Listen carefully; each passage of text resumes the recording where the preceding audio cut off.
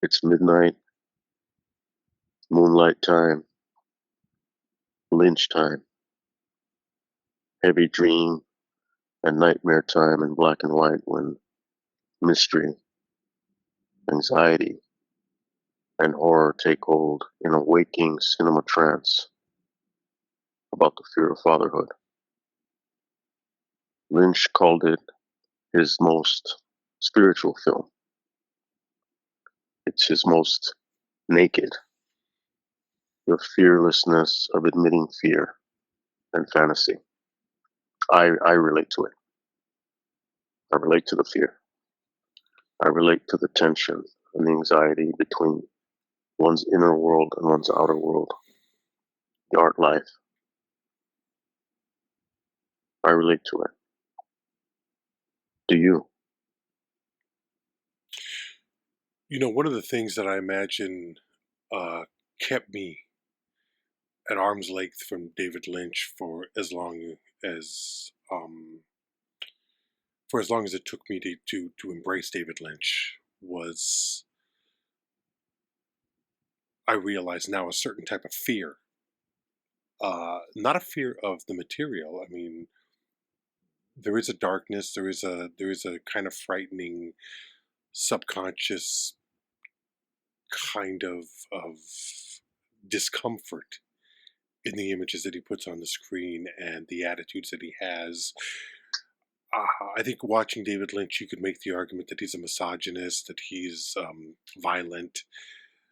You could make those arguments, but I think you'd be incorrect. I think you would be.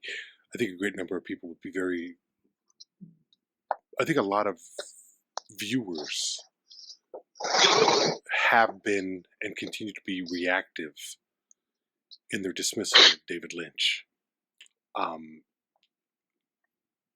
what I will say for myself is that I remember being a kid and being deep into movies more so than other kids my age, and I'm talking about when you start to understand that the image is more than just entertainment. When you understand that the image is it speaks to you in a way that you don't necessarily understand, but that resonates with you.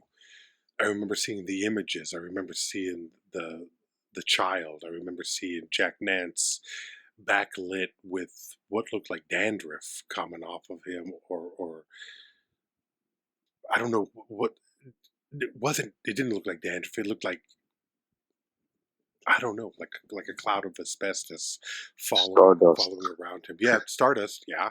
Um, the point of what I'm saying is the fear of the material that I hear you talking about was not there for me. It was the fear of not understanding whatever the hell it is that Lynch was putting up there, and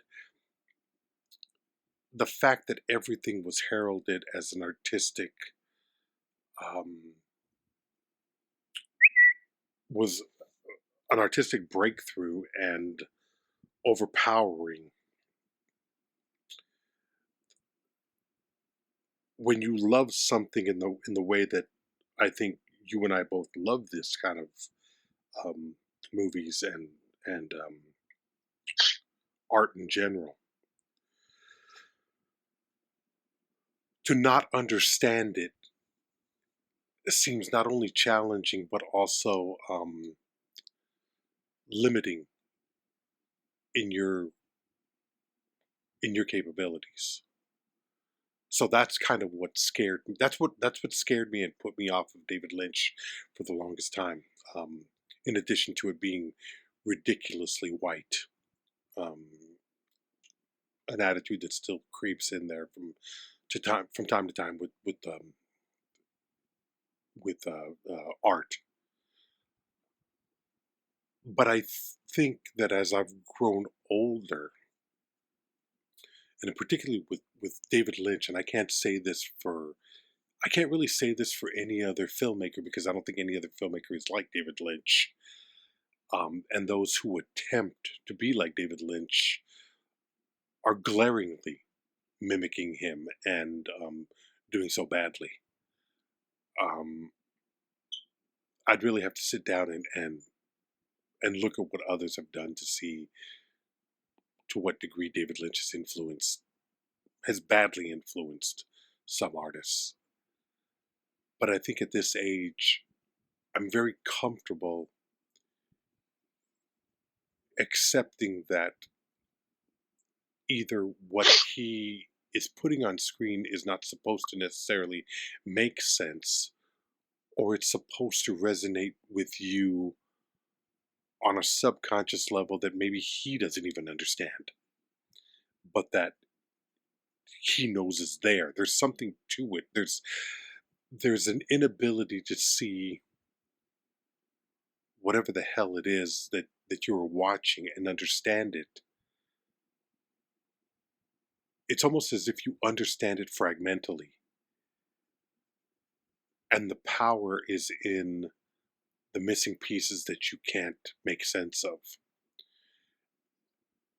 When I watch Eraserhead, and I've seen it twice now, I was lucky enough to see it in a theater the first time. I saw it at the Egyptian Theater on a double feature. I don't remember what the second film was, um, but I remember watching this film and being disturbed by it.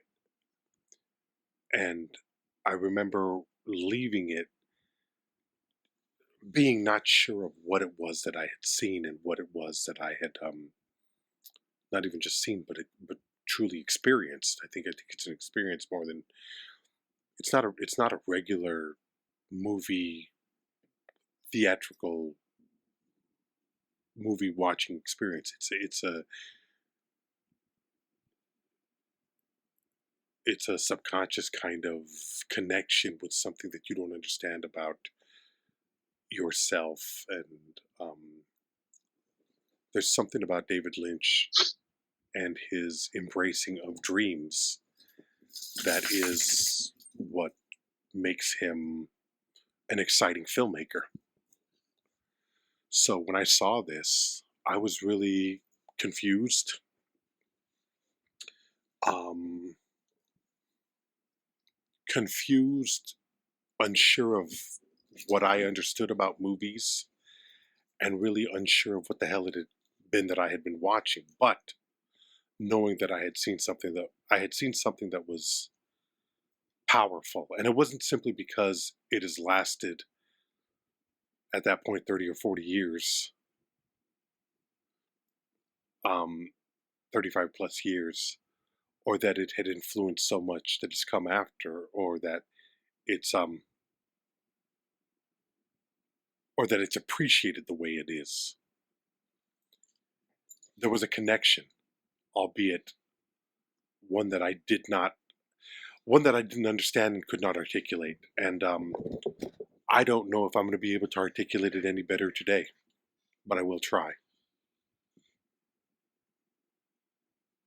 Yeah, I mean, I think it's at least where I'm at is communication doesn't mean articulation all the time. You know what I mean? Like, Yeah. and I think that's the difference between like some people play an instrument and their playing is very technical, and their playing is also very dry. Um, and you can have someone who plays. Um, I'm on a tangent, but let's say and therefore not articulating well. Anyway, I have a you have feeling that no matter what we do with this episode, we're going to miss a lot of what the film is.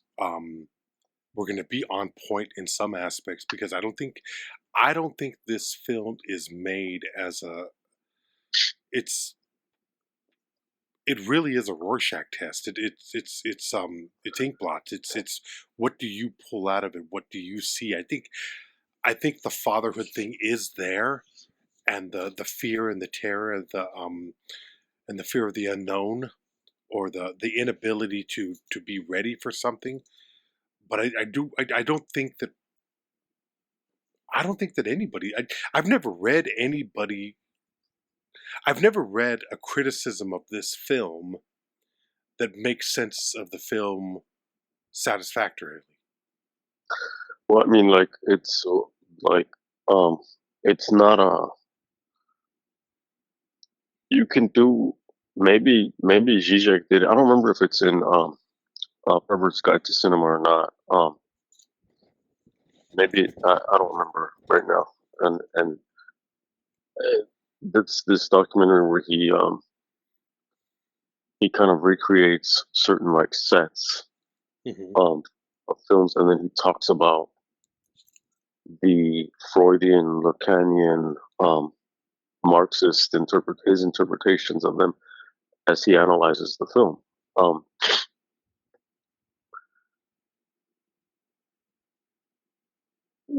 I'm not really interested in doing something more along the lines of when we do the Holy Mountain, we can go over like, okay, this part represents this because Hmm. he's using um, hermetic, esoteric, occult symbols to represent something within the film. Hmm. David Lynch is using it's more, yeah, the language of dreams. And there are obviously like I think the whole fatherhood part. I mean, I think that's very obvious, and everyone can see that. And once we start talking about the story, Yeah. we'll get into that. But what I was gonna say was like if you have like a guitarist like a Jimmy Page from Led Zeppelin, his guitar playing is has been 80s Van Halen. Well, Van Halen's from the 70s, but once you got into the 80s, where it was like very technical, very fast, very like clean, Hmm. supposedly. Like those people will say, "Well, fucking Jimmy Page is like sloppy." Like that's the cliche, is that Jimmy Page is sloppy. Yeah. Um, and it's as a parallel to this, it's almost like, well, you can't like really like it's messy. It's not point by point. You could say like, okay, this is he's flubbing notes, he's doing all this stuff, but it's not even about that. It's not about the the notes.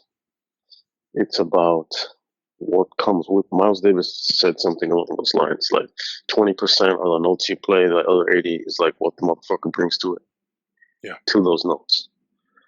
Um, and so there is no like translating um,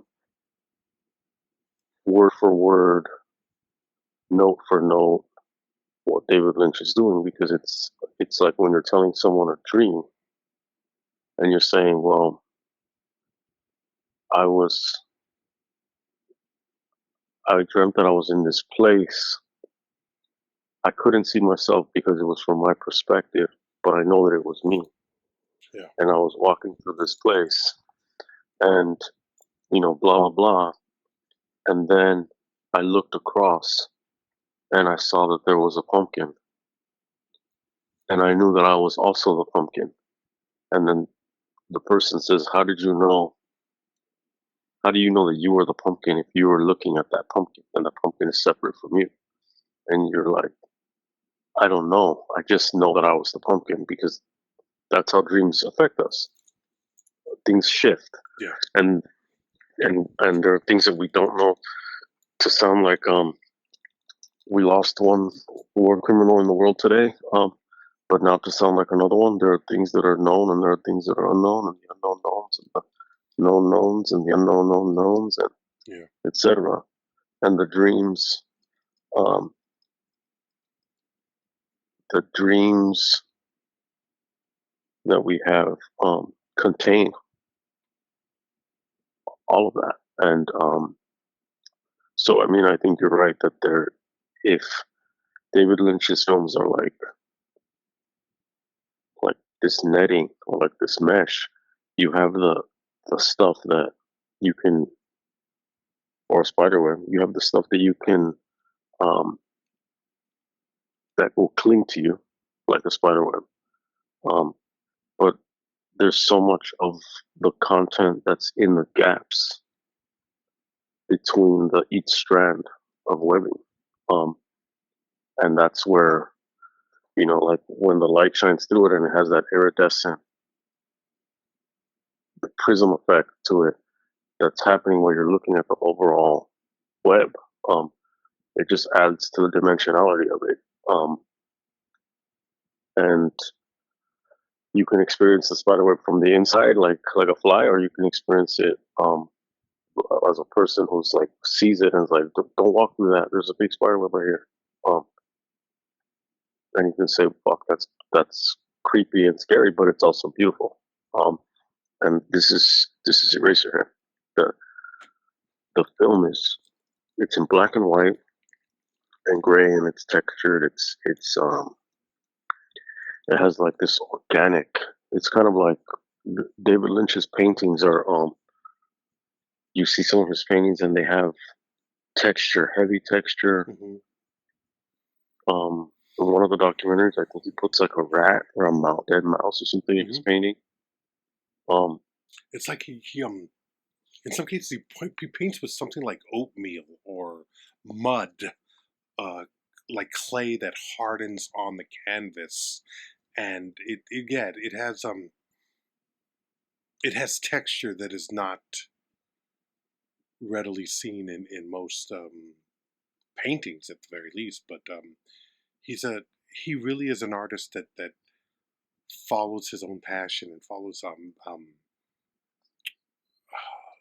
he makes things real for him. It's like I don't know. I've never seen anything like him, and I really I find myself drawn.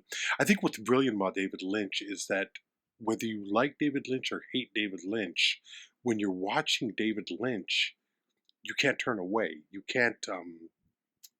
It's um, it's magnetic in a way where it's like you have to look at it. You have to examine what's in front of you, and it will constantly confuse you. And the fact that this movie, almost 40 plus years later, is still something that people are arguing about, talking about, don't understand, trying to crack codes, and never will. It's it's a true testament. But at the same time, he's not being. It would be real easy to dismiss David Lynch as being artsy for art's sake, or to try to put something out there that is is just fucking with people. But when you look at David Lynch's work in the films, and at this point I've seen all of the major films, and I've seen all of Twin Peaks, I don't feel like in any way he is. I think he has a sense of humor, and a weird sense of humor, a very strange sense of humor. But I don't think he's fucking with people in the way of shitting on an audience because he's smarter than them. Does that make sense? Do Yeah, yeah. yeah. It's not an elitist type of thing. Yes. And I mean the art for art's sake thing. I mean, like, I'm with Oscar Wilde. Like, I think it is art for art's sake. I mean, otherwise it's not. It's not art. Art. Um, No, but you know what I mean. Where it's like, um, there was an old skit on Saturday Night Live where John Lovitz played Picasso, and he played him and it was a funny skit, but it was basically him playing Picasso as such a fucking asshole that he would draw anything, and then I'm Picasso, I'm Picasso. So it's like, you know what I mean, where it's like you knew he had passion for the true pieces that meant something to him, but then you could see where it's like, yeah, this is an asshole who's just consumed with himself, and it's like, fuck you. You will you will follow whatever I have because you're nothing more than a monkey. You're captivated by my brilliance. I never got that feeling with David Lynch, and I always feel that David Lynch in the interviews that I've read, the interviews that I've watched on YouTube, David Lynch, the art, is it the art life or the artistic life? What was the film the that we art talked life. about? The art life. what I found was a deeply thoughtful and passionate man who made films and art that he exercised them from his psyche. And if you understood it, and if um, he just put out what he was thinking and what he was feeling and what was affecting him. And if you connected with it, great. And if you didn't, well, like he wouldn't really answer questions about his films. Or like somebody would say, would you like to elaborate on that? And he would just, in that gentle Midwestern way, no, you know? And I love that. Yeah. I would love that he would never, he would talk about life. He would talk about transcendental meditation. He would talk about other art other artists and how that affected him. But I don't remember him talking so much about his art. He would talk about what it took to make the efforts, the fights, the struggles, the financing, the casting, but he wouldn't talk about the meaning. Am I mistaken, or have you seen him talking about what Blue Velvet actually means, or what the underlying meaning of Inland No, Empire, no, Mulholland? I don't think he ever did. because that would kill Yeah, the magic. That's like an illusionist telling you, this is how I did my illusion. yeah, This is like Ricky Jay saying, like, this is how I created the ice cube on the table for yeah. that journalist. Um, you don't do that. I You just want to don't believe do he's that. got magic. I believe Ricky Jay's magic. Well, yeah, he is magic. He's magic. That's it. That's all there is to it. He is fucking magic. It's it's like Carl Abramson, this occult historian. He did a little feature on Kenneth Anger, and he called him Cinemagician. Because Kenneth Anger actually was involved in occultism. Um, David Lynch, while not uh, engaged in those symbols in a conscious way, was also a cinemagician. Um, David Lynch was in. David Lynch was also spiritual. Um, I mean, he had a spiritual, psycho-spiritual practice of transcendental meditation, but um, he was one of those people that whose work involves the inner and the outer. And in this film, um, the story of a young man who gets invited to the home of his estranged or on again, off again girlfriend, whatever, however you want to describe her.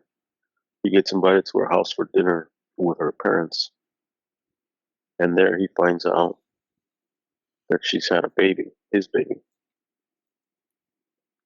And in this film, the couple struggles to deal with the presence of this baby now, um, and their inability to sleep, and how that affects them, and it's beyond just this postpartum depression thing. Um, so in the film, there's a tension between their world, or specifically his world, the main character, who I think David Lynch is the protagonist of this film, not Jack Nance's No, character. I absolutely agree with that. Um, and the Jack Nance's character is the person who, when David Lynch is telling you the dream, he's saying that person was me. Um, and I mean, and beyond that, it's we are all that person in one form or another. And in this story, it's the conflict between the this person's world as they know it, and to a certain extent control it, but also just to navigate it. And now this other influence and this other um, monster of responsibility, basically, um, that has demands. Um, and in that sense, it is a film that's beyond just what you would think of as like, oh, it's some like art house movie, which it is, but it's also, I mean, it carries the weight of it's a political film, um, because how you view, I mean, if it's, let's pretend that the creature is, all right, is it a baby or is it a creature? I mean, it's a manifestation of his fear, a representation of it, but in the story, it's a baby that looks like a monster. Um, if it were not born yet, um, people are going to watch this film and say like, well, if you had the chance, it's an unwanted pregnancy. Like, if you can't afford it, you can't whatever, blah blah. Um, they should have the right to not have that baby. Other people would say like, no, it doesn't fucking matter. Like you did the crime, you do the time, you take care of it. It goes into the economics of that. He's a factory worker, so there's this idea of like, not explicitly stated, but labor, like labor as in giving, like going into labor, like the labor of birth, but also the labor of work. And it's like labor upon labor upon labor, which is what raising a child is. And if you continue to have kids the way the these meat sperm looking worms that he deals with, it becomes like that can also look like a factory.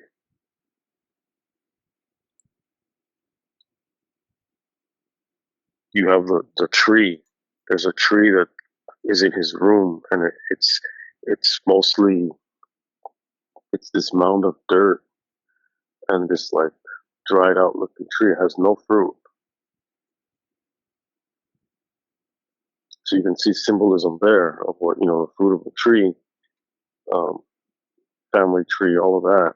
Um, he's Eraserhead, this thing that ends up killing him. It's like if only at the end, because what does an eraser do? An eraser undoes errors. It undoes mistakes. It erases them, gets rid of them. And he's not Pencilhead that he can like rewrite his own shit. It's like erase, like to take something away.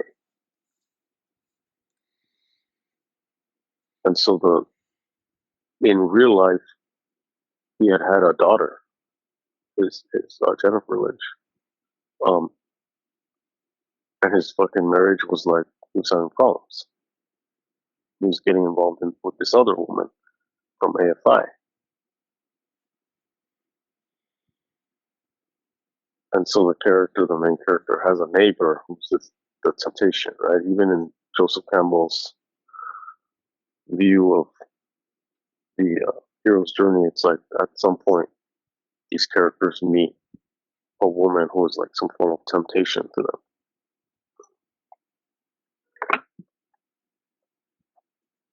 And it's not only him, because it's the mother who's also like, I can't fucking do this. Like, I need to sleep. Um, and she goes back to her parents. She's like, well, you better fucking like take care of everything while I'm gone. And the baby it looks like a fucking xenomorph It looks like a to me. xenomorph. It looks like a. It looks like some kind of a bird, like a depulked bird. And then there's a relationship to the Cornish game hens game hens that they're Yeah. eating for dinner. So there's all kinds of, see, the way I see it, I'm in agreement with you. The Henry Spencer character, Jack Nance, the Henry Spencer character that Jack Nance is playing, is by all purposes David Lynch. But I see the child, the deformed child, as the film itself. I see Henry Spencer is Lynch, and he has this unwieldy, um, problematic film that he's created, that he's dealing with, that he can't control, that he doesn't understand, that Yeah. but it's It keeps real and it's screaming at it. there. Yeah, and see, this is the thing that really, and this is why it's great to see it in a theater first. If you get a chance, uh, and if you get a chance, and we're going to get into the midnight movie thing, because that is basically the theme. We haven't really talked about the nature of this month, because this is a thematic month, talking about both cult films and Well, 2 midnight months. movies. No, it's too much, yeah. Well, a year. Yeah, a decade. Let's be honest. Um, but there's an aspect of, when I watched the film, I was really bothered because there's a great deal of silence in this movie, but it's not true silence. It's just a lack of dialogue. It's a very, I mean, I don't think there could be, I don't think there's more than about maybe 15 or 20 pages. I'd be surprised if there was 20 pages of dialogue in this 90-minute movie. But this movie is never silent. There is never a moment of silence in this movie. From the beginning to the end, there's always some kind of atmospheric noise, white noise that's playing down, that's playing low, and it's disturbing. There's something about it that, and when you see it in the theater, it pulsates around you. You were talking about seeing a movie where you saw it in IMAX and you could feel the sound in your body, in your Yeah. chest. Um, So, this is the same way in a movie theater, where it's like you almost feel like one of those white ladies from a '50s movie. Make it stop! Make it stop! You know when they're crying and they're like, I gotta get away from this. Make it stop! And that's the way I felt 2025? when I was watching it. Yeah, and I didn't understand.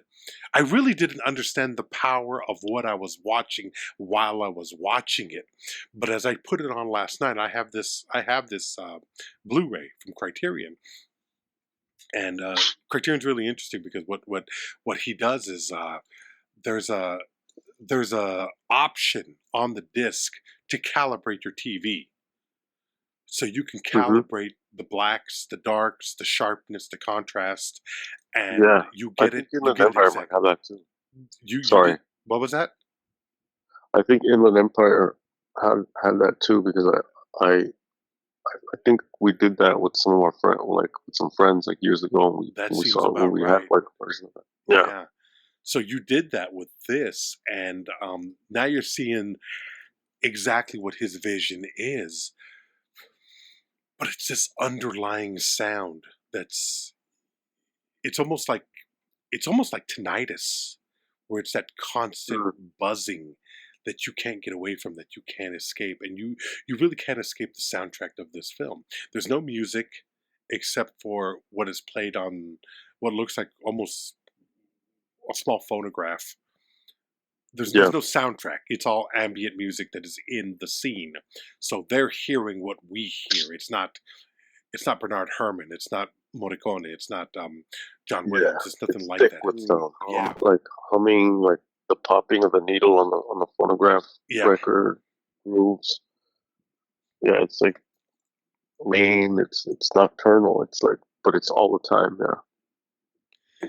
I found that really difficult.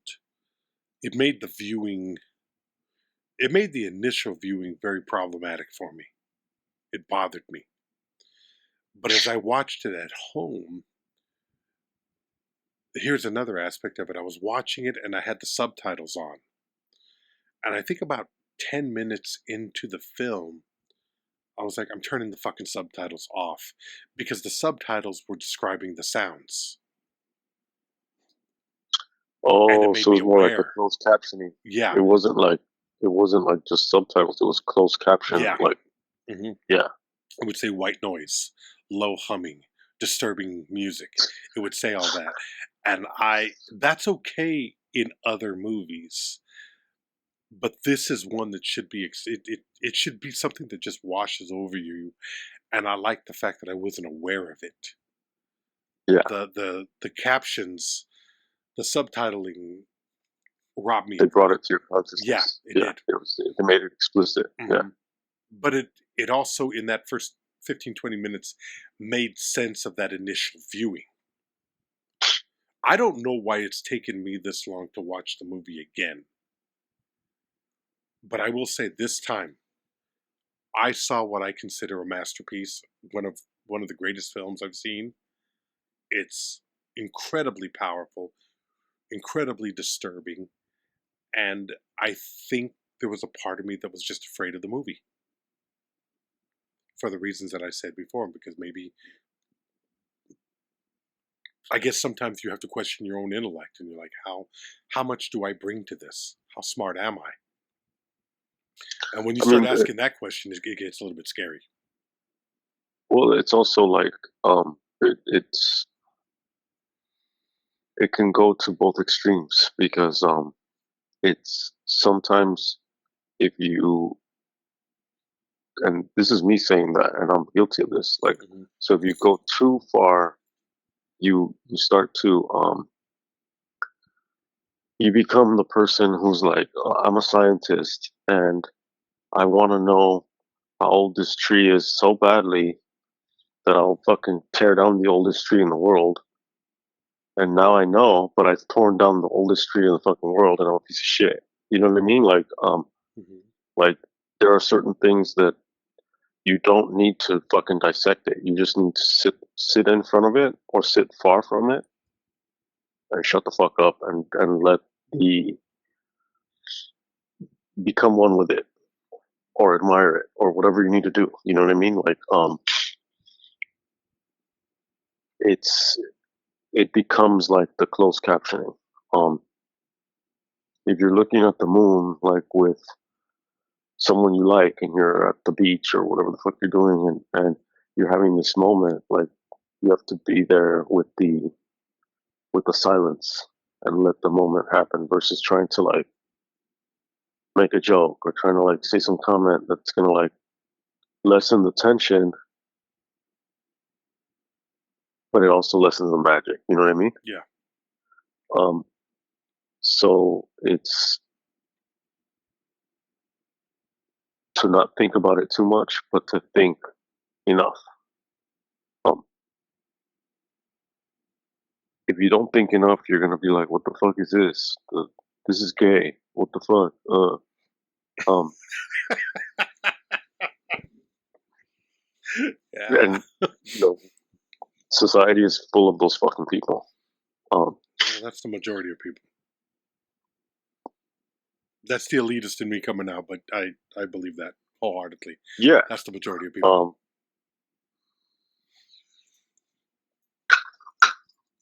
and then the other side is where you're like, "Can you shut the fuck up?" Like, and just admire. I think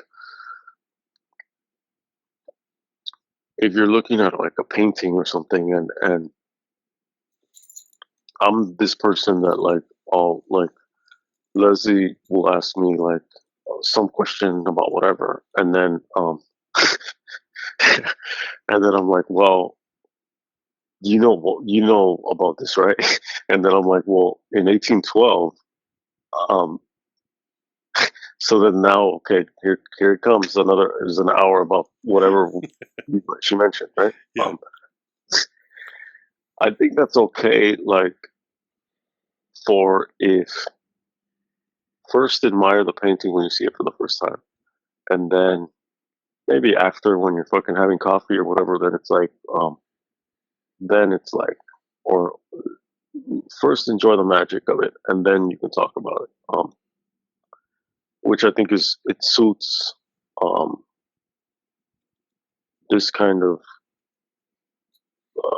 medium of the podcast, because the magic of it is the individual viewing of it, of the any given film, and then we're coming back with, well, it's because you know that in 1812, this and this and this, and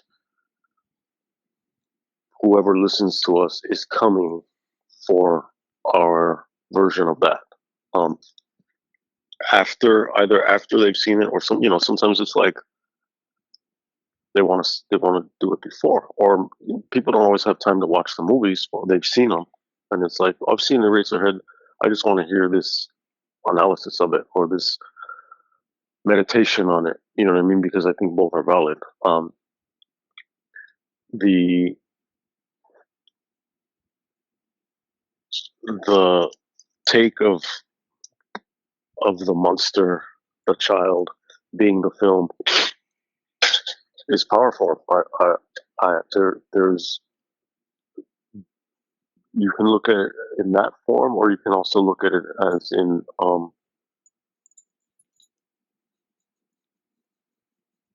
the because the protagonist isn't an artist in the film. Yeah. But if you look at it as the whole film itself as being this projection of what he's going through in the background, in the backstory, that's not related to the film is related to him, but it's not like if you don't know anything about what's happening in his life, you don't necessarily, all you can see is that there's fatherhood and parenthood as this like potential horror.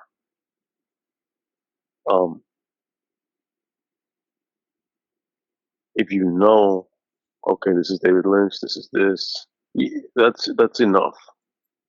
If you know now more about his family issues and all this other shit, then it's like it's even more clear. But the idea of being a creative person in the world, and I mean everyone's creative to a degree, but if you've embraced or even just touched this idea of being artistic, um, then you know that it's difficult to balance and to reconcile the mundane aspect of everyday demands, work, family, relationships, modernity itself, responsibility, while trying to live a creative life. And it's easier to do when you're young because you have fewer responsibilities, and you still have time to make mistakes. You still have time to, um, and if you do it in certain periods, I mean, like there were periods of time in fucking Paris, in New York, in Berlin, and other places when you could be broke as fuck and survive and live an artistic life, and people ended up, some of them, well, a lot of them that we know of, they got famous.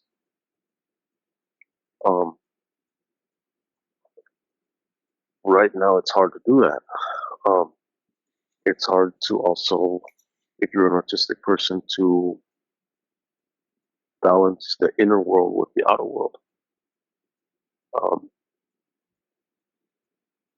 That's why, I mean, a lot of writers and other people, not a lot, but I mean, like, there is that tendency to retreat from the world into the world of your own.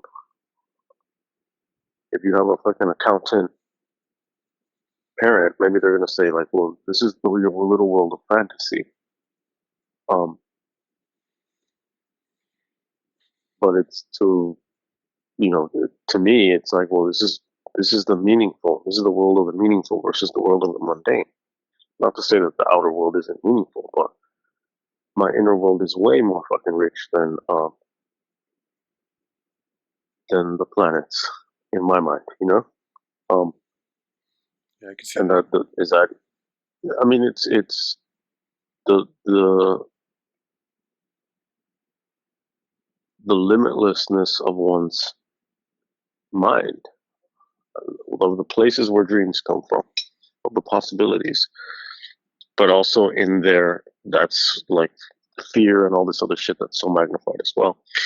Um, David Lynch was successful at balancing normal life versus the art life, but he was only successful in that he was able to be rewarded in the real world, the so-called real world, for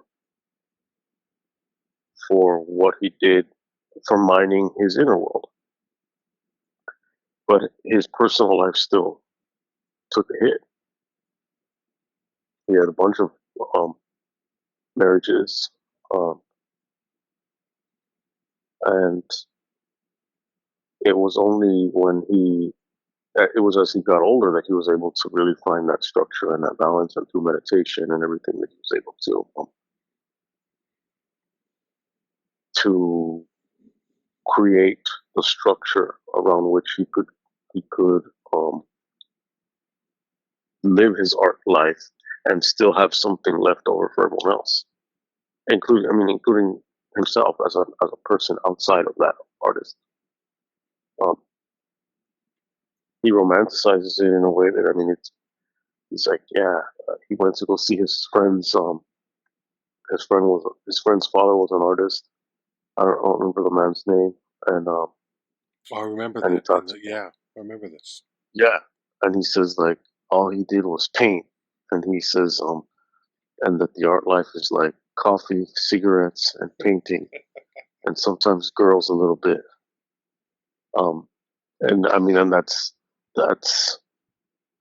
you see that in his movies, um, and the romance of that is very powerful, for a male. The idea of like, because in there's something boyish about it, where it's like, or adolescent or something, where it's like coffee, cigarettes, and girls a little bit. You know what I mean? Coffee, cigarettes, and art, and you have to devote the time. You don't have to kill your babies. Um, you don't have to sacrifice your relationships or everything to your art, but you have to. What ends up being the offering that the muse wants is your time. That's Stephen Pressfield has that book, The War of Art, and in this film, I see the radiator, that the woman on the stage. I see her as it's the muse that wants to like stomp on all of these things that are closing her in, that are hemming her in, cornering her. She smashes them with her feet, with her shoes, and it's only after he um, essentially unwraps this creature, um, and like kills it, sacrifices it, puts it out of its misery, whatever you want to describe it, that she embraces him. Um, so yeah, you can look at it as you're gonna have to give up some of your mundane shit in order to dance with the angels or the devils. Um, and sometimes those things of the normal world are monsters to the artist, whereas to the regular people, the art is the thing that looks abhorrent. But it could also be like you're describing. You there's an idea in writing, like kill your baby. Like if something is too precious to you, you have to get rid of it because it might be weighing everything down.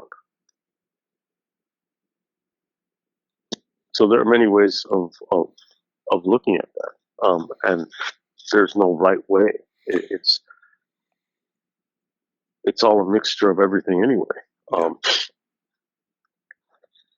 Because I think he probably had who's to say that he didn't have like at least two different interpretations of his own creation, or he could himself say, from this perspective, it's this. From this perspective, it could be this.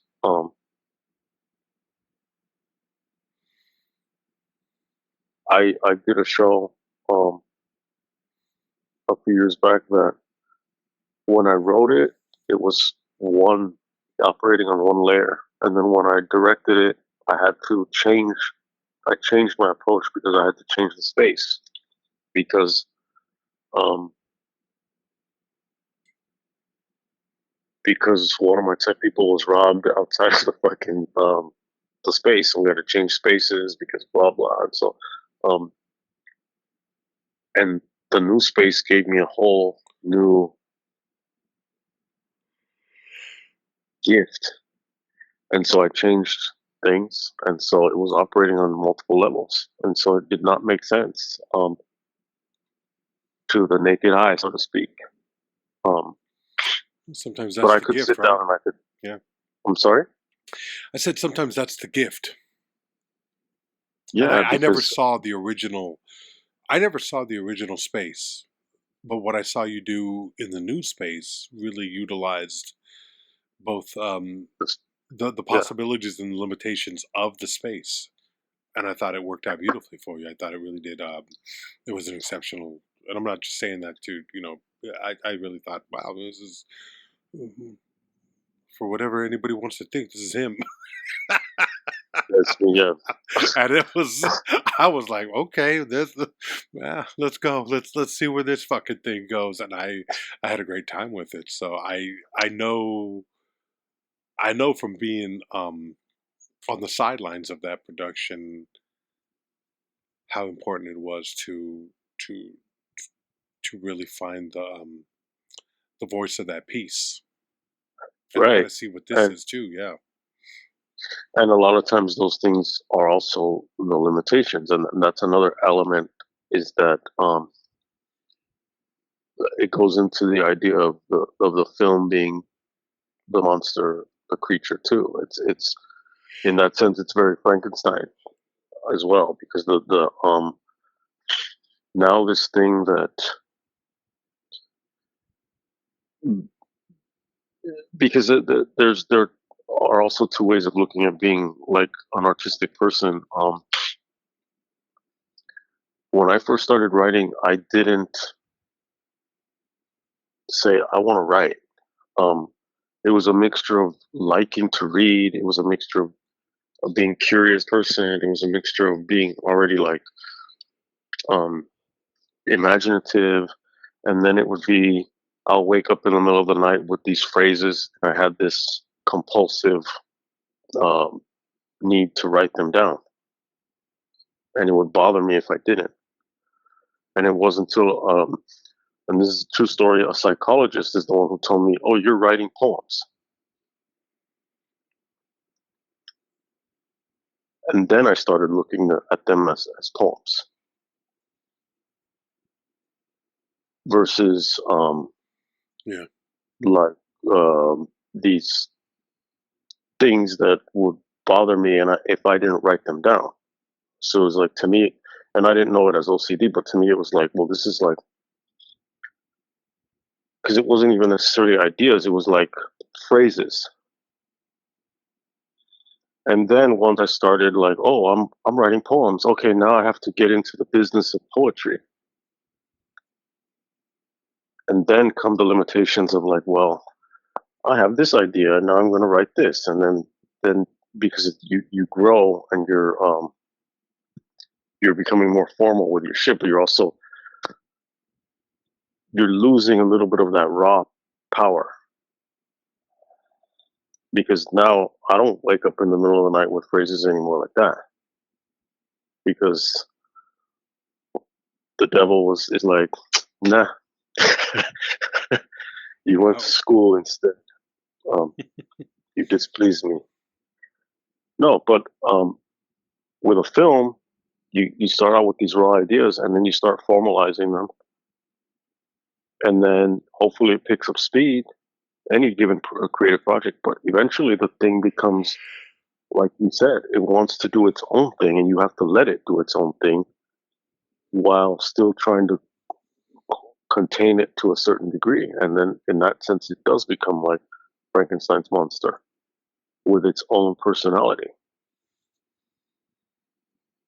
And now what do you do? And the struggles that David Lynch dealt with in the creation of this film, 5 years in the making, Hmm. running out of money, visiting the set, whether he was going to shoot that day or not, problems at home. He ends up not remarrying, he ends up marrying someone else when the film comes out, that AFI lady. Um, it's just a lot of upheaval, a lot of craziness. But you know that all of that stuff was finding its way into the film, and adding to the film. And then later on, this is a plus side of when you lose the raw power, is that now, as an older man, he knew that he didn't have to be. It wasn't that romantic thing of the tortured artist needs to create. Like, he believed that you should create. It's when you're happy, when you're calm, when you're at peace, that you can create, because you're the channel to your creativity is not being like a hose. It's not being pinched. It's open.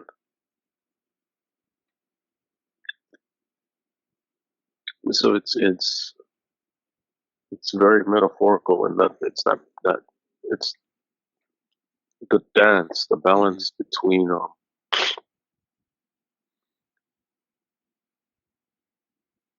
as I said, the inner world, the outer world, creativity, responsibility, or one type of work versus another type of work, um, gaining from disorder or gaining from creating order. Hmm. Well, I look at this film and I see, I think it's on the list of one of the greatest debut films, second maybe to Citizen Kane. And you know what happened to Wells, and I think Lynch was able to avoid that. But I hear a lot of people say that this was his artistic masterpiece, and nothing he did after this lived up to what this film was, which I disagree with. I think I wouldn't say that any of the films are better, but I would never say that Eraserhead is better than any of the films that he made subsequently. Um, in particular, Mulholland Drive, which I think is about as perfect a movie as I've ever seen.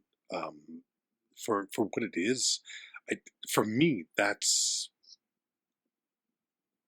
undeniably um, the one that comes together and brings together every aspect of what would become known as Lynchian.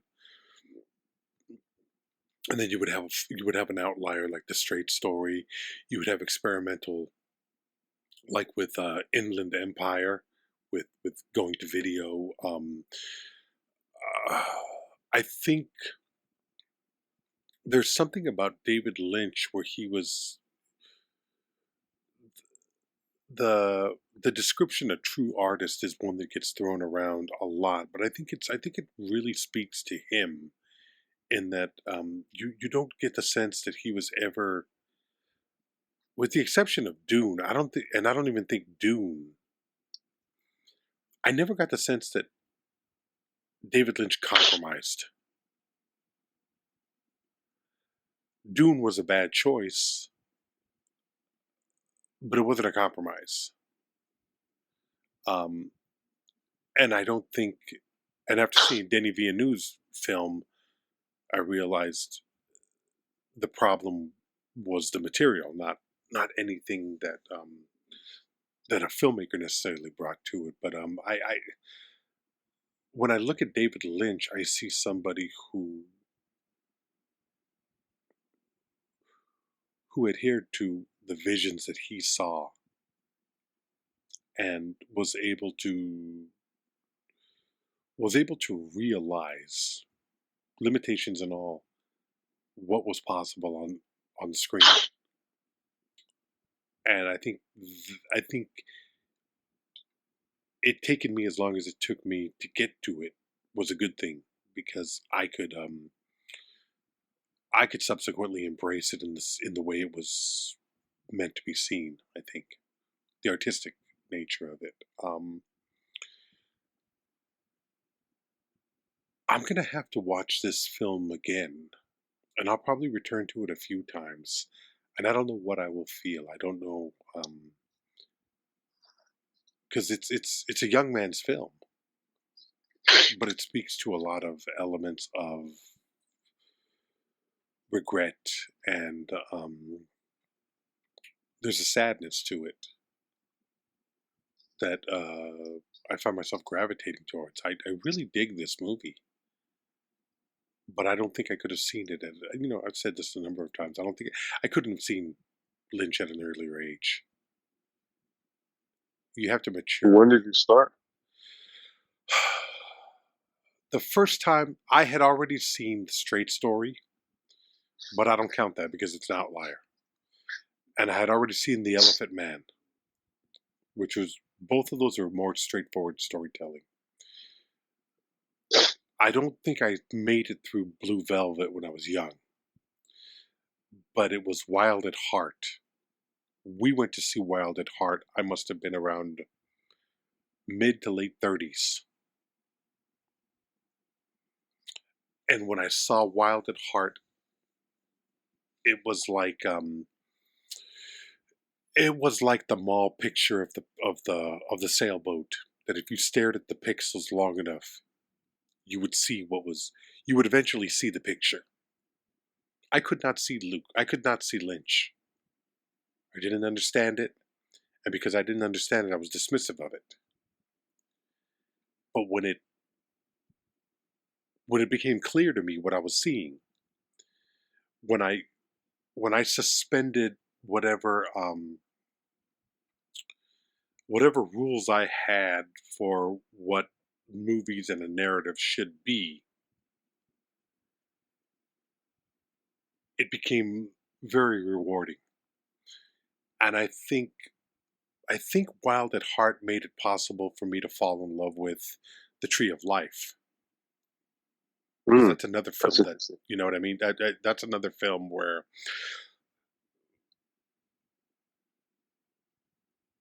I guess you want it to be clearer. And when you dismiss that notion, when you realize it doesn't have to be, that's when you can appreciate art for its true possibilities. And that's where I found myself.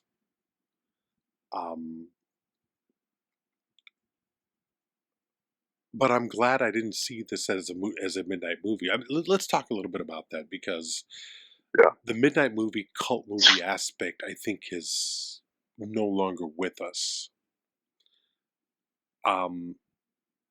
You could say, well, the Rocky Horror Picture Show is still selling out every weekend, but that's a 40-some-year-old movie. You're not seeing 50. new things. Yeah, 50, I guess. You're not seeing new things capture an audience's attention and grabbing hold, becoming part of the culture. The work of David Lynch has become a part of the cinematic culture. The Rocky Horror Picture Show. We're going to be talking about Faster Pussycat Kill Kill. We're going to be talking about At some point, we'll talk to Coen Brothers. The Big Lebowski is a cult film. What is it? I think the sad state of cinema, I think the saddest part of it is that movies, good movies, the good movies that are able to be birthed into being, will not find the audiences that will celebrate them in the way that they did before. So subsequently, things will just be created and drift off into the netherland. I don't think we will ever have one of these. I don't understand. For a film to build the traction, there has to be a public gathering for it. Because I don't see people discovering something like this on YouTube, forwarding it to a friend, to forward it to a friend, to forward it to a friend. And then that community builds online in the same way as the freaks came together for a midnight movie. I think the freaks are staying at home now. They're staying online. And the midnight movie, the cult movies, the John Waters films, the Lynch, Jodorowsky, it brought us together. And we no longer have that. We no longer have it. I don't see it coming back. And I don't see it coming back with I certainly don't see it coming back with the power. You know, about a year ago, maybe 7 months, maybe 9 months, I don't know, a theater near my house, well, on the border of Tempe and Chandler, which is about 25 minutes away from me, they were playing Heat. Mm-hmm. And I wanted to go see it because I hadn't seen it in a theater in a long time. So I took my nephew, who was 17 at the time, and I took him, and he liked the movie. But it broke my heart because I realized, I don't know, either during it or right after it, that it could not possibly resonate with him the way it did with me. Because he didn't grow up anticipating the coming together of these two talents under the guidance of a Michael Mann. Yeah. He didn't know The Godfather 2, where they shared no scenes together, but their performances so heavily affected one another. He had never seen Raging Bull, Serpico, Dog Day, Mean Streets, or Taxi Driver. And I don't know that he ever will. And I can say that very,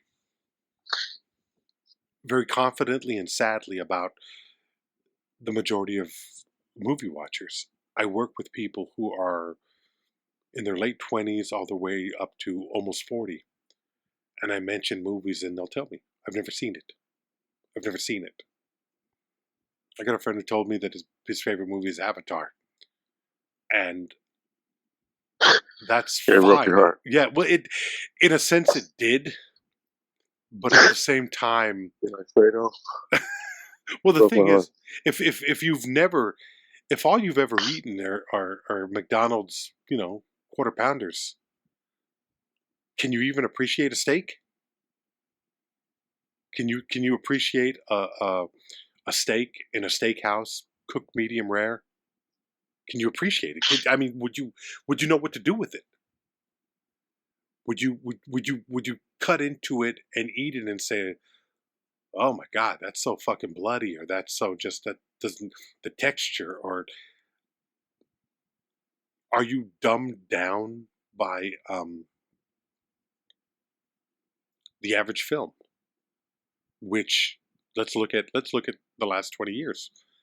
Nothing but Harry Potter, Star Wars reboots. Shit, in the last 25 years, Star Wars has been rebooted twice.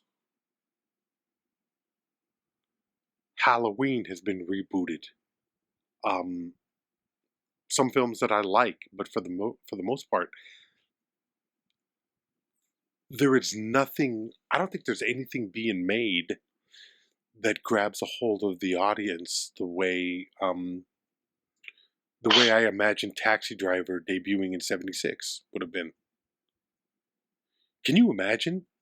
Can you imagine watching Taxi Driver in a theater in 1976? You and me. Well, that's what I'm saying. I mean, Yeah. like we just talked about Rocky Horror. That's 75. Yeah. Eraserhead is 77. Um, Yeah. Taxi Driver is 76. These are of that era. This is it's crazy because I mean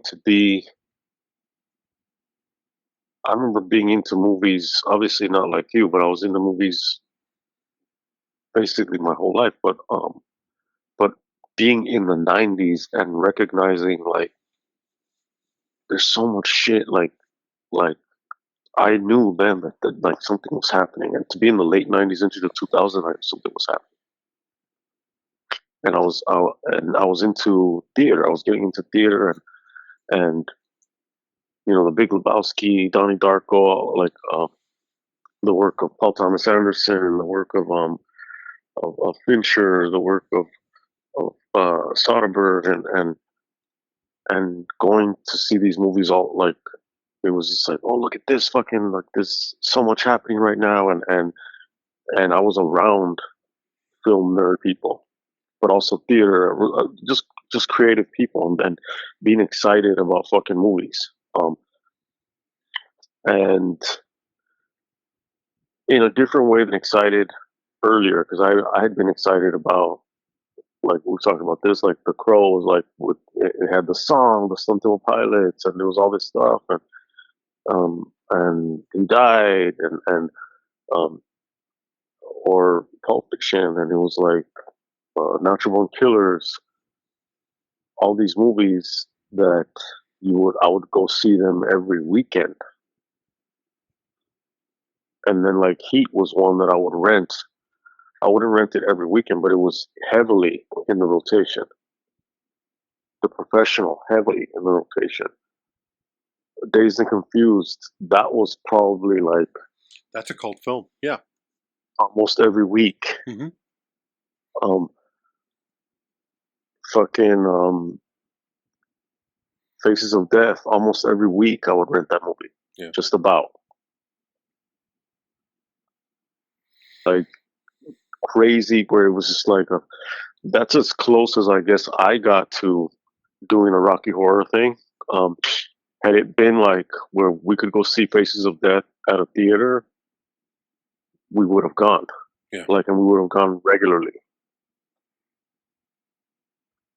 And because I went regularly to see, I don't know how many times I saw Pulp Fiction when it first came out, but I saw it like a lot. Yeah. So.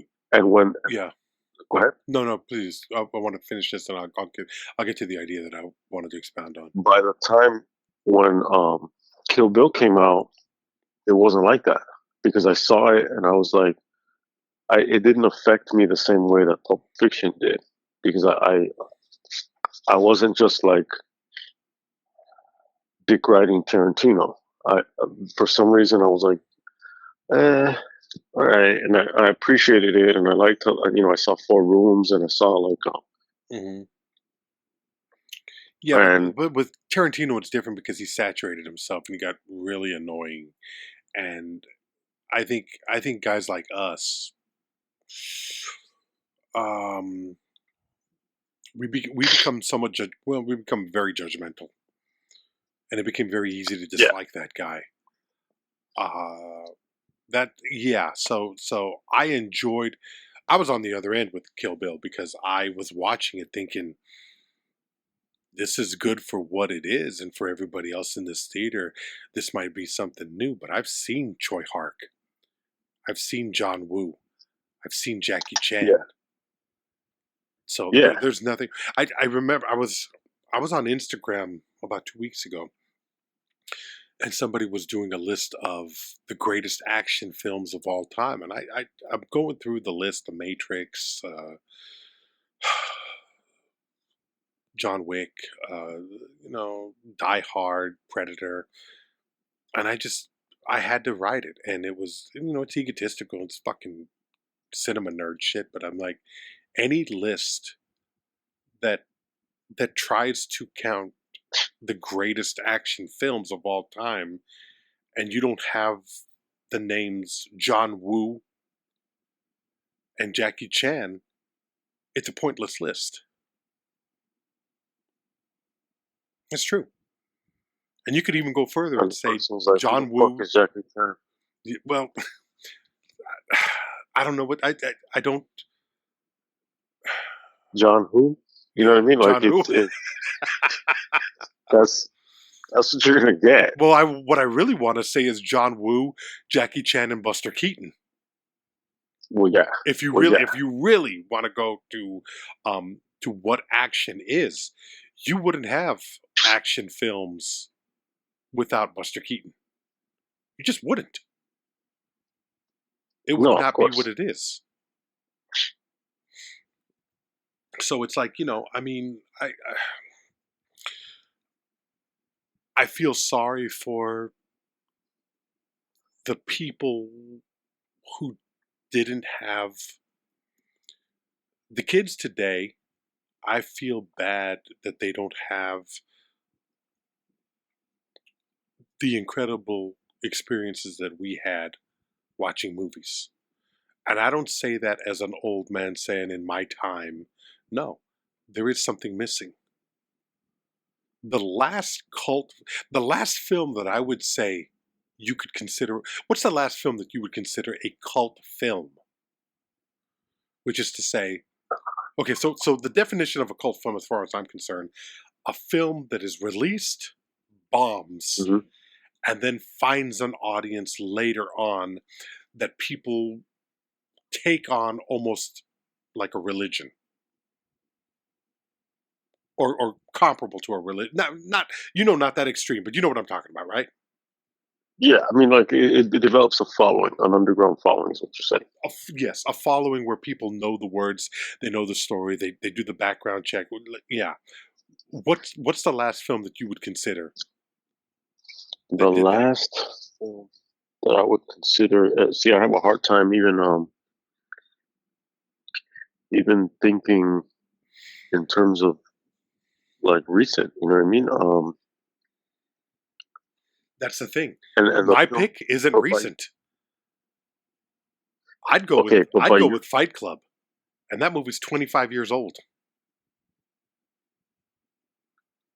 Fight Club bombed in theaters. Yeah. It bombed. Okay. It has to bomb in order for it to have that. According to how you're defining it, it has to have that. Well, I mean, if you look at Eraserhead, Pink. Okay, Eraserhead and Pink Flamingos didn't bomb. What they did was theirs was an uphill battle. The Rocky Horror Picture Show bombed. Maybe The Big Lebowski. I don't know. We will go over The Big Lebowski one, but I'm amazed that we haven't, because it is such an LA movie. But I remember seeing The Big Lebowski, being excited because I had just seen Fargo, I think, and I loved Fargo. But I watched Lebowski thinking, what the fuck I did not get it. It did not make sense. I didn't like it. And I didn't see it for another 3 or 4 years. Mm-hmm. But it was so strange because lines kept coming to me in my head. There was something that just kept playing in my head on Lebowski. And I had only seen it one time. And it wasn't because people were embracing it. It was, I knew people were embracing it. I was like, that movie fucking sucked. That was a hard drop for the Coen brothers. It was a hard fucking, I was like, no. Those two motherfuckers. But you all like Blood Simple type of shit, right? Yeah, I loved Blood Simple, and I loved Fargo, and I loved what the fuck else did they do that I loved? I loved Raising Arizona. That's a ridiculous, moronic movie. I loved it. Yeah, that's the one. That's my least favorite of this shit, and I for figured it obvious would be reasons. yours. You don't embrace it like the Looney Tunes. It's a Looney Tunes movie. It's like a live action Wile E. Coyote movie. That's why I You think know, I no, love it. what came out first, Donnie Darko or Big Lebowski? Because I I think it was Donnie Donnie Darko, Darko is but they're Donnie kind of Darko from I the didn't see same for era. years. I didn't see that till years later. They're from the same era, so I would Hmm. say that one is probably that's I would put that in as a contender as well. I could see Um, that. That has a pretty good following.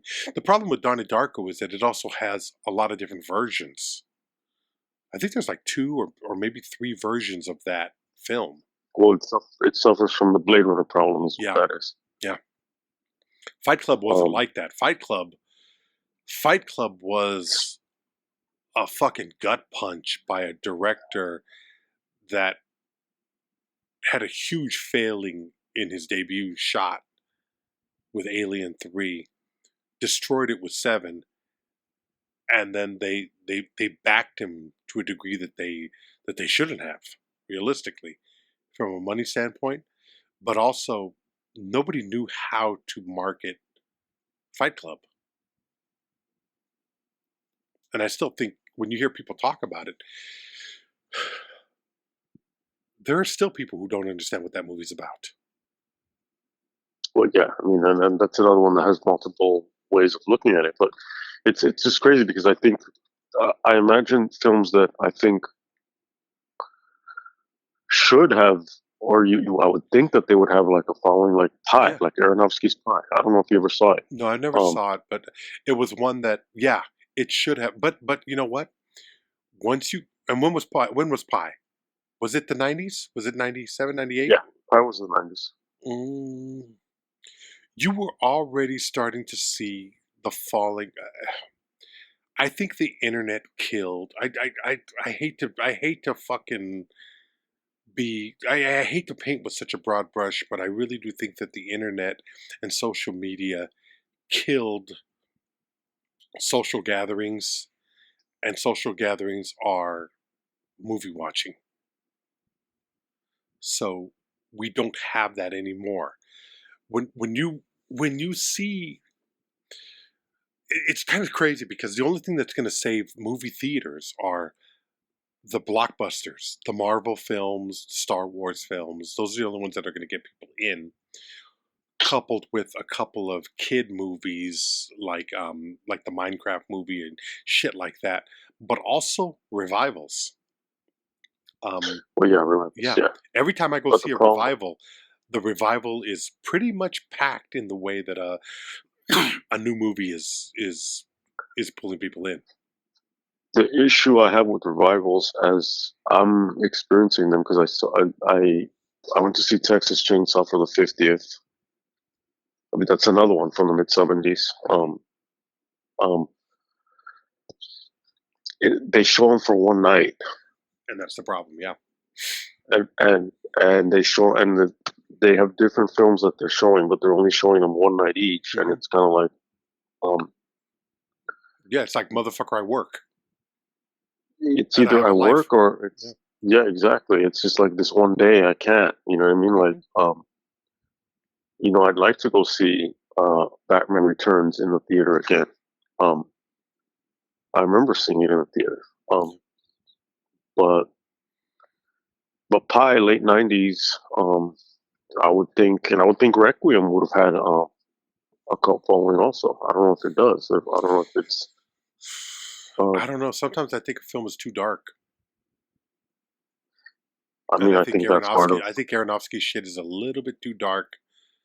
Yeah, but I don't know. I Aronofsky Aronofsky is doing did some incredible work, but I don't think he had.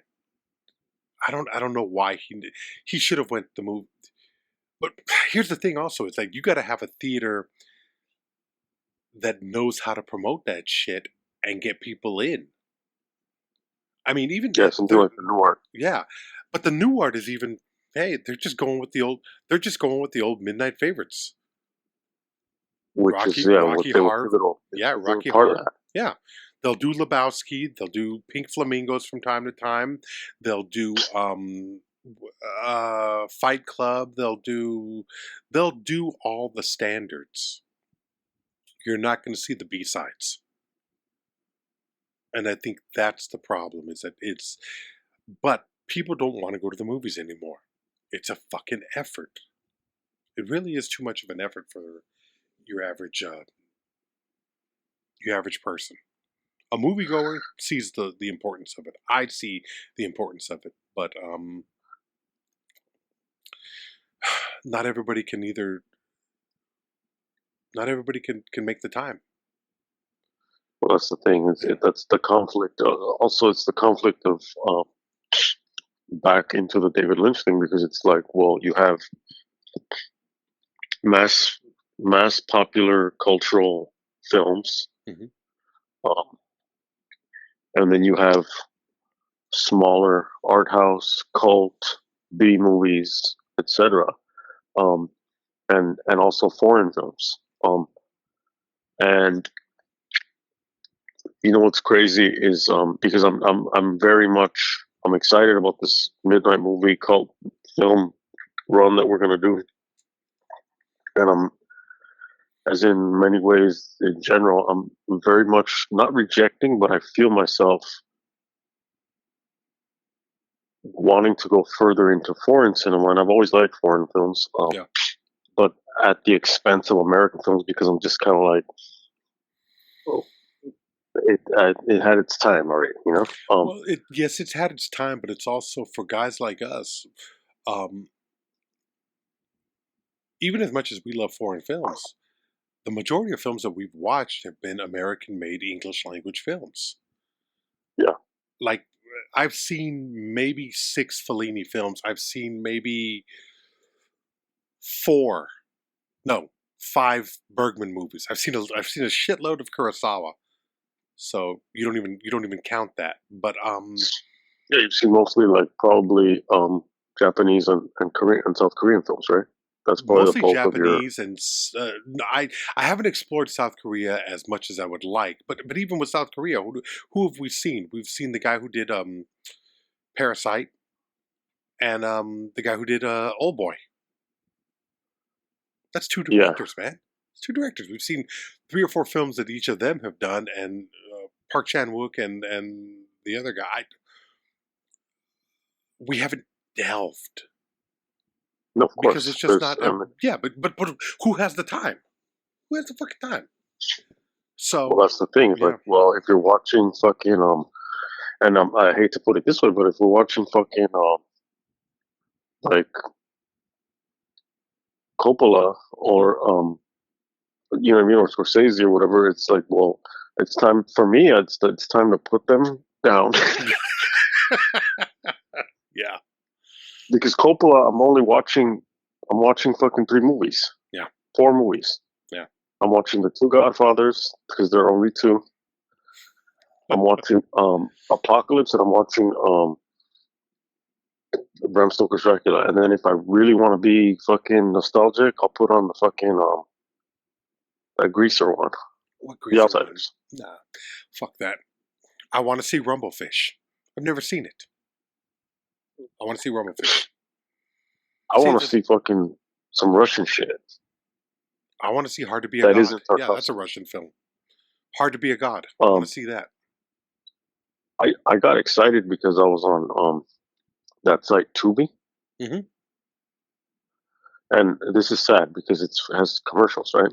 But now everything fucking has commercials unless you pay A premium. Yeah, up to your ass. Yeah. yeah. Fuck them. Um, and but I was just like, I don't know how how it basically like had all this recommended. I wasn't even signed in, but it had like all this recommended stuff. Um, and I was like,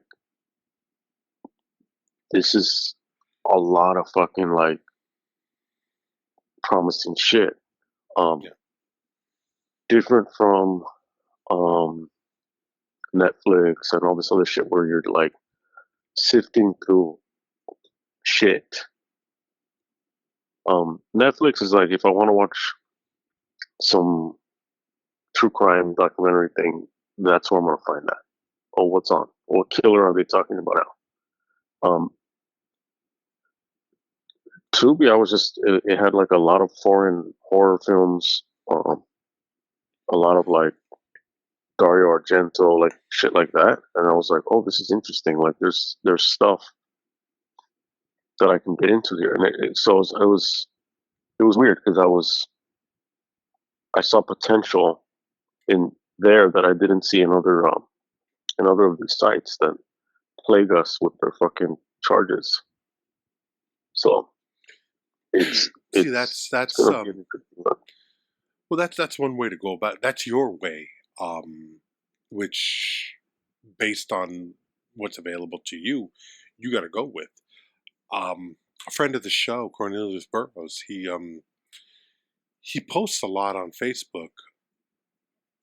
He'll take a picture of, these are the 5 movies that I'm watching this week, and he'll have them in a stack, Blu-rays, DVDs. Now, I'm not going to post, but I need to do that. I need to go over to the shelf and pull 5 movies, and that's what I'm going to watch in the week. You know, and Yeah. just like, I want to watch this. Like, I'll map it out for myself. Okay, I want a science fiction. I want a noir. I want a documentary. And you've seen my movie collection, which has only grown since I've left LA. A lot of this shit I've never seen. Right. I need to make the You have time. stuff that you've never seen Yeah. on your shelf. Mm-hmm. Yeah. Whereas, like, I'm finding stuff that I've never heard of. Yeah. And then I can look for a copy. I mean, I'm watching all this shit digitally. That doesn't have commercials. Yeah. But I'm finding, like, or digging or finding, sifting, and seeing shit that's like some German fucking obscure shit that's like that catches my eye, and I'm like, oh shit, like, I'm gonna sit with this, That's how we found the Vertilac. That's how I mean. Yeah, you gotta exactly. dig. You gotta dig. Yeah, and where Lizzie's like, what the fuck are you showing me? Yeah. That's fair. And yeah, and so it's exciting when you look in a different direction, because the fucking cinema landscape here, it is what it is, and so we're gonna be going to the past for a lot of these films, but it's a treasure trove. You know what I mean? It absolutely is. It's You just have to. trove. You just have to know where to start digging, and that takes research. That takes paying attention to directors, writers, movements, periods, and understanding the world, or understanding the worlds that created the films that you find yourself drawn to. And to walk through those David Lynchian doors, because we're starting with these midnight movies, and the first of those influential midnight movies, they've been El Topo, which we talked about, Rocky Horror, which we recently spoke about, Eraserhead, films like that, films like John Waters' Pink Flamingos, which we talked about, Harder They Come, which we haven't spoken about yet. Never seen it. Familiar with it. Night of the Living Dead. Yeah.